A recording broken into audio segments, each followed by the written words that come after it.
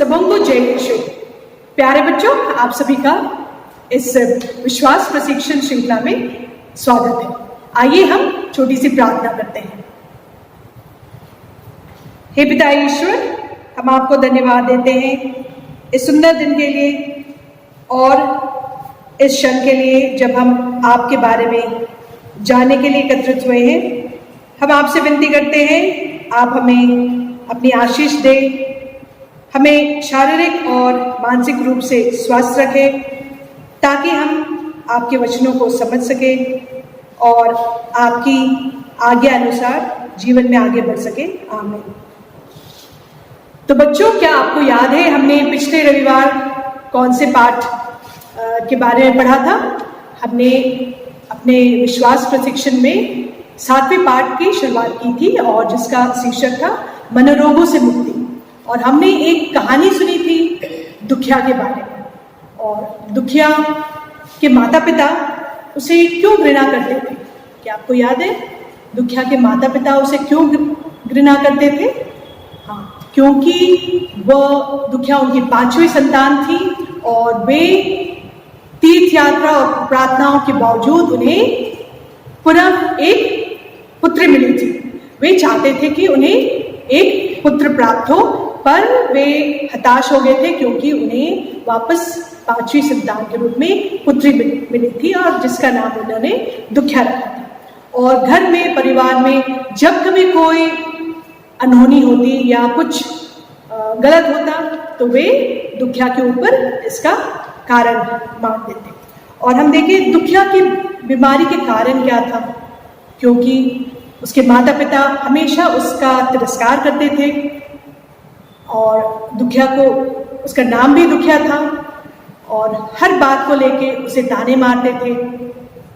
इन सभी बातों को सोच सोचकर दुखिया के मन में और भी गहरा दुख हुआ और ये सभी मानसिक चिंताओं के कारण वे अनेक तरह की बीमारियों से ग्रसित हुए। उसे सर दर्द, चक्कर आना और इत्यादि बीमारी होने लगे और वे परेशान हो गए जब तक कि वो एक पुरोहित से नहीं मिली। और उसे चंगाई कैसे प्राप्त हुई? दुखिया की मुलाकात एक पुरोहित से हुई और ये पुरोहित उन्हें दुखिया को पवित्र बाइबल के बारे और वचनों के बारे में सुनाया। उसे एक प्रार्थना सभाओं में ले गए और उन्हें चंगाई प्रार्थनाओं में लेकर गए जहां दुखिया को ईश्वर की उपस्थिति महसूस हुई और वो चंगाई प्राप्त की। तो हम देखते हैं मनुष्य ना कि सिर्फ शारीरिक रोगों से ग्रसित है बल्कि मानसिक रोगों से भी ग्रसित है। और इन सभी मानसिक रोगों का कारण क्या है? ये मानसिक रोग हमारे मन में जो दुख है, जो क्रोध और जो आत्मग्लानि है, अनेक तरह के जो भय है, इन सभी चीज़ों के कारण हमारी मानसिक रोग, मन में हम असंतुष्ट रहते हैं। तो इन सभी के कारण हमारे शारीरिक रोग भी बढ़ जाते हैं। हमारे शारीरिक रोगों का कारण हमारी मानसिक वेदना है। तो हम देखते हैं, हमने पढ़ा बाइबल में, पवित्र बाइबल में किस तरह से ईश्वर हमें सांत्वना देते हैं और लगभग 370 बार पवित्र बाइबल में लिखा है, 370 बार नहीं डरो, भयभीत ना हो, मैं सदैव तुम्हारे साथ हूं। ये वाक्य 370 बार लिखा है और हमें विश्वास दिलाता है कि ईश्वर हमारे साथ है। हमें ये वाक्य को पढ़ना चाहिए और दोहराना चाहिए ताकि हमें डर ना लगे। जब कभी हम डरते हैं या डर महसूस करते हैं तो हमें पवित्र बाइबल से ये वाक्य पढ़ना चाहिए और हमें विश्वास के साथ पढ़ना चाहिए, क्योंकि ईश्वर ही है जो हमें इन सभी मानसिक रोगों से और शारीरिक रोगों से चंगाई देते हैं। तो हम आइए आगे इस पाठ के बारे में जानते हैं और कौन कौन से वचन हैं, और हम सुनते हैं कि इन सभी मानसिक रोगों का कारण क्या है। ईश्वर चाहते हैं कि हम एक स्वतंत्र जीवन जिए और स्वतंत्र जीवन मीन्स रोगों से मुक्त और सभी प्रकार के दुख तकलीफों से मुक्ति प्राप्त करें। और इन सब से मुक्ति हमें कौन देता है? ईश्वर। और हमें विश्वास के साथ ईश्वर से प्रार्थना करना चाहिए। हम अनेक उदाहरण देखते हैं पवित्र बाइबल में। जब हम पवित्र बाइबल के वचनों को पढ़ते हैं तो हमें अपने मानसिक रोगों से और अपने मन की दुखों से चंगाई प्राप्त होती है। जैसे कि जब दाऊद सितार बजाता था तो साउल के मन में शांति मिलती थी। साउल को शांति मिलती थी जब दाऊद अपना सितार बजाता था। और इसी तरह से हम देखते हैं प्रभु ने यिर्मयाह को उसे अपने हीन भावना से मुक्ति दिलाई। यिर्मयाह कहते हैं कि वह एक बच्चा है और उसे बोलना नहीं आता, पर इस हीन भावना से ईश्वर ने उसे मुक्ति दिलाई और उसे विश्वास दिया कि वह ईश्वर के प्रवक्ता के रूप में आगे बढ़ सकते हैं। इसी तरह से जब दाऊद ने पाप किया और उसके बाद पश्चाताप किया तो ईश्वर ने उसे आत्मग्लानि से मुक्ति दिलाई। इंग्लिश में बोलते गिल्टी कॉन्शियस। तो ईश्वर ने उसे आत्मग्लानि से उसे मुक्ति दिलाई जब दाऊद वापस ईश्वर के पास गए और प्रार्थना किया और पश्चाताप किया। और प्रभु यीशु हम देखते हैं जब इस दुनिया में थे, वे समाज में जो तिरस्कृत लोग थे, जो वैश्य थे और नाकेदार थे, इन सभी लोगों से वे प्रेम करते थे और उन्हें मान सम्मान दिया और वे इन्हें सभी लोगों के साथ में मिलाया, क्योंकि उस जमाने में लोग इन्हें तिरस्कृत समझते थे, तुच्छ समझते थे। पर प्रभु यीशु इन सभी लोगों को चंगाई दी। और पवित्र बाइबल में हम देखते हैं संत मत्ती अध्याय 11 पद संख्या 28 में, थके मांदे और बोझ से दबे हुए लोगों, तुम मेरे पास आओ, मैं तुम्हें विश्राम दूंगा। थके मंदे और बोझ से दबे हुए लोगों, तुम मेरे पास आओ, मैं तुम्हें विश्राम दूंगा। ईश्वर हमें विश्वास दिलाते हैं कि हमारे जो मन की वेदनाएं हैं, मन से अगर हम दुखित हैं, हमारे हृदय में कुछ किसी प्रकार का बोझ है, तो हम ईश्वर से प्रार्थना करें, ईश्वर के पास जाएं, वे हमें अवश्य सांत्वना देंगे और हमें मुक्ति दिलाएंगे। संत मत्ती अध्याय 9 पद संख्या 2 में लिखा है, बेटा ढाढ़स रखो, तुम्हारे पाप क्षमा हो गए। बेटा ढाढ़स रखो, तुम्हारे पाप क्षमा हो गए।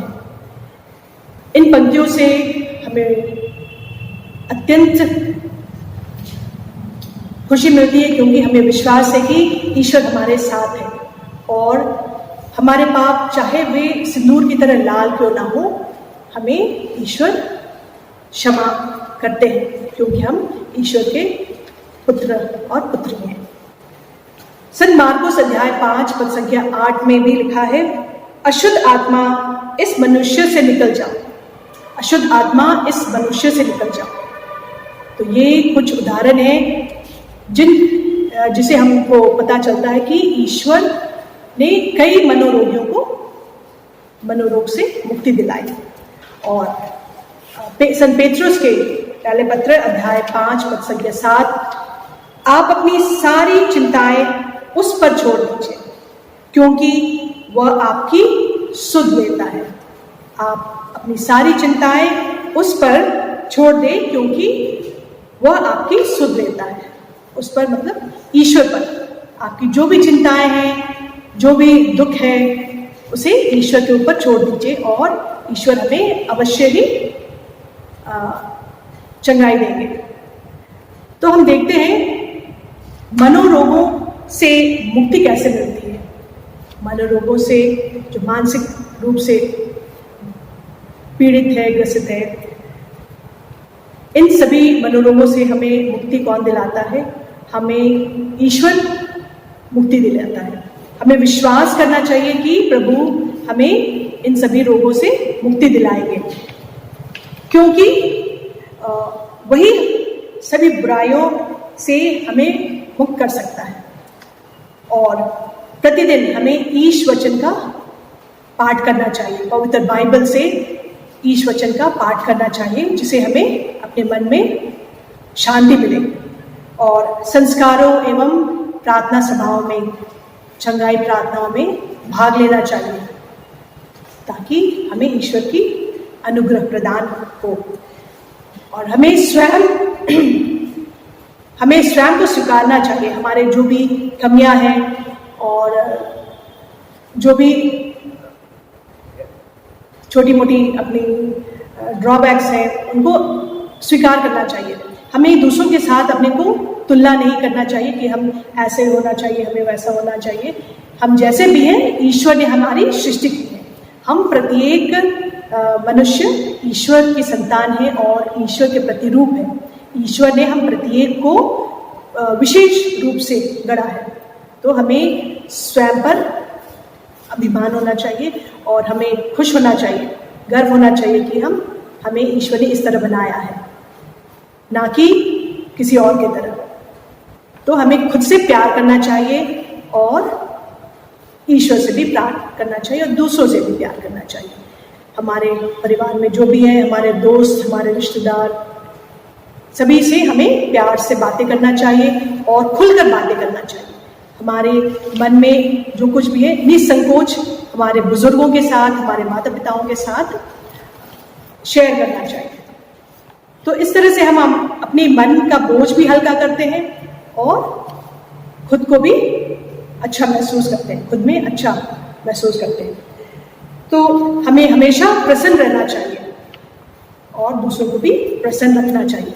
अगर हम मन से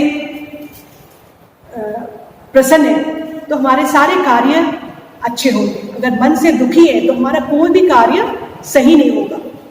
तो हमें हमेशा खुश रहना चाहिए और दूसरों को भी खुश रखना चाहिए, ना कि दूसरों की नोक-झोंक और उनकी त्रुटियां निकालनी चाहिए।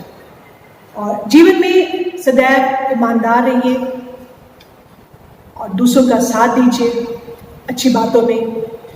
तो इस तरह से हमें किसी तरह की तकलीफ नहीं होगी।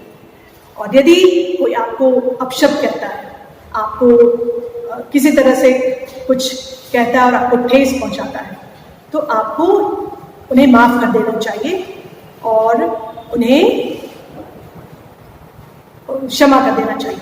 तो इस तरह से आपके मन हल्का होगा और आप मानसिक रोगों से मुक्त रहेंगे। तो अगर हमारे मन में शांति है, तभी हम दूसरों को शांति दे सकते हैं, दूसरों के साथ प्रेम से और मेल मिलाप के साथ रह सकते हैं। तो हम आगे देखते हैं कि हमें बुरा नहीं सोचना चाहिए, ना अपने बारे में ना दूसरों के बारे में। हमें सदैव दूसरों के बारे में अच्छा सोचना चाहिए। सबसे पहली बात, अगर हम अपने बारे अच्छा सोचते हैं तभी हम दूसरों के बारे अच्छा सोच सकते हैं और ये अच्छे विचार हमें आगे ले सकते हैं। और हमारे बुरे विचार हैं वो हमें हानि पहुंचा सकते हैं। हमें हमेशा अच्छा सोचना चाहिए ताकि हम जीवन में आगे बढ़ सकें। तो इन सभी बातों को ध्यान में रखते हुए हम इस पाठ के जीवन आदर्श की ओर देखते हैं। और इस पाठ से हमें जीवन आदर्श क्या मिलता है? प्रभु अपने वचनों द्वारा मुझसे बातें करता है, वो सदा मेरे साथ रहता है और मुझ में क्रियाशील है। इसलिए मैं अपने जीवन में सभी अनावश्यक चिंताओं से दूर रहूंगा। तो बच्चों, हमें ये जीवन आदर्श को याद रखना चाहिए। और अब हम इस पाठ के प्रश्नावली की ओर चलते हैं। इस पाठ में कुल 5 प्रश्न हैं जिनके आप उत्तर ढूंढ कर रखेंगे या सोच कर रखेंगे। तो पहला प्रश्न है, मनोरोग के कारण क्या है? पहला प्रश्न, मनोरोग के कारण क्या है? दूसरा प्रश्न, पुराने विधान में वर्णित मनोरोग से मुक्ति पाने वाले व्यक्तियों के नाम लिखिए। पुराने विधान में वर्णित मनोरोग से मुक्ति पाने वाले व्यक्तियों के नाम लिखिए। तीसरा प्रश्न है, उन मनोरोगियों के नाम लिखिए जिन्हें प्रभु के द्वारा चंगाई प्राप्त की। उन मनोरोगों के नाम लिखिए जिनको प्रभु ने चंगाई दी थी। और चौथा प्रश्न है, पवित्र बाइबल के उन पदों को लिखिए जो आपको उत्साहवर्धक करते हैं। पवित्र बाइबल के उन पदों को लिखिए जो आपको उत्साहवर्धक करते हैं, उत्साह से भर देते हैं। और पांचवा और आखिरी प्रश्न है, मनोरोग से मुक्ति पाने के कौन कौन से उपाय हैं?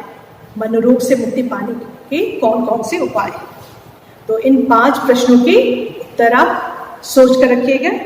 मैं अगले रविवार आपको इनके उत्तर दूंगी। अब हम देखते हैं इस पाठ से हमें ज्ञानवर्धन बातें मिलती है, वे कौन सी हैं।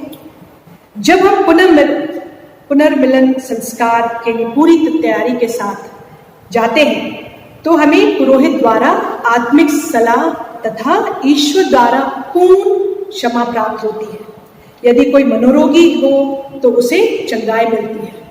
तो हमें याद रखना चाहिए, अगर हम पूरी तैयारी के साथ पाप स्वीकार करते हैं तो हमें आत्मिक चंगाई मिलती है अथवा हमारे पापों से भी क्षमा मिलती है। और अगर कोई मनोरोगी है तो उसे चंगाई भी प्राप्त होती है। और करिश्माई सम्मेलन में चंगाई की प्रार्थना की जाती है। यदि हम पूरे विश्वास के साथ उनमें भाग लेते हैं तो हमें अवश्य चंगाई मिलती है।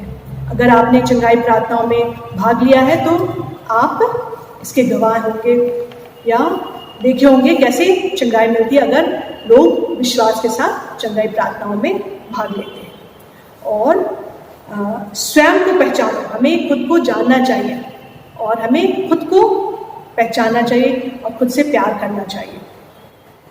हमारे कई शारीरिक रोग मनोरोगों के कारण उत्पन्न होते हैं। हमारे शारीरिक रोग हमारे मनोरोग के कारण उत्पन्न होते हैं, इसलिए हमें हमेशा मन से खुश रहना चाहिए। अगर हम मन से खुश हैं तो हमें रोगों से दूर रहेंगे। और संस्कार और दृढ़ विश्वास के साथ की गई प्रार्थना हमें रोगों से मुक्ति दिलाती है। तो ये सब ज्ञानवर्धन बातें आप अवश्य याद रखेंगे और हम संकल्प लेंगे कि मैं सोने से पूर्व अपने अंतःकरण की जांच करूंगा। सोने से पहले अपने अंतःकरण की जांच करूंगा, अपनी गलतियों के लिए क्षमा मांगूंगा और सभी कृपाओं के लिए ईश्वर को धन्यवाद दूंगा। और मैं समय समय पर पुनर्मिलन संस्कार ग्रहण करूंगा, अर्थात पाप स्वीकार के लिए जाऊंगा। तो ये बातें आप याद रखेंगे और आप संकल्प लें ताकि आप सभी तरह के रोगों से मुक्त रहें। और आपके लिए क्रियाकलाप है, बच्चों, आप अपने अच्छे गुणों की तालिका लिस्ट बनाएंगे और यह देखिए कि आप उन्हें और कैसे विकसित कर सकते हैं। आप में जो भी गुण हैं उनकी आप एक सूची बनाएं और उन्हें और अधिक किस तरह से आप विकसित कर सकते हैं। और अपने मित्र व बुजुर्गों से अपनी समस्याओं के लिए आप सलाह हमेशा लेंगे। जब भी आपको कोई परेशानी हो, कोई मुश्किल हो तो ज़रूर अपने मित्रों के पास जाइए या बुजुर्गों से सलाह मशवरा कीजिए। और हम पवित्र बाइबल में अनेक पाठ देखते हैं जिन्हें पढ़ने से हमें हमारे मन का भय या डर या किसी तरह की परेशानी है वे दूर होते हैं। तो आप धर्म ग्रंथ से इन पाठों को पढ़ेंगे। अगर आप हीन भावना से ग्रसित हैं तो आप पढ़ेंगे संत यूहन्ना अध्याय 4 1 से 42 तक और संत यूहन्ना अध्याय 5 1 से 9। और जब आप निराश हो तो आप संत लूकस के पाठ से पढ़ सकते हैं, अध्याय 5 पद संख्या 1 से 11। और जब आप भयभीत हो या डरे हुए हो, आपको डर लगता हो तो संत मार्कुस का पाठ ले सकते हैं, अध्याय 4 पद संख्या 35 से 41 तक। और जब आपके मन में विशेष विद्वेष एवं घृणा उत्पन्न हो तो आप संत लूकस के पाठ अध्याय 6 से पद संख्या 35 पढ़ सकते हैं। और जब आप एकाकीपन का अनुभव करें, अकेलापन, तो हमेशा शोध अध्याय पद संख्या 23 याद करें। और जब आप दोषीले भावना और आत्मग्लानि का अनुभव करें तो शोध से आप पढ़ सकते हैं अध्याय 32 के 3 वाक्य। तो इन पाठों को आप ध्यान से पढ़ेंगे। जब आपको हीन भावना, अगर आप में हीन भावना से ग्रसित है, या निराश हो, या आत्मग्लानि हो, या डर लगता है, तो जरूर पवित्र बाइबल उठाकर इन पाठों का पाठ करें। तो प्यारे बच्चों, इस तरह से हम अपने 7वें पाठ समाप्त करते हैं। हम पुनः अगले रविवार मिलेंगे अपने इस पाठ के उत्तर के साथ, ठीक है? तो आइए हम सब एक छोटी सी प्रार्थना करें और अंत करें।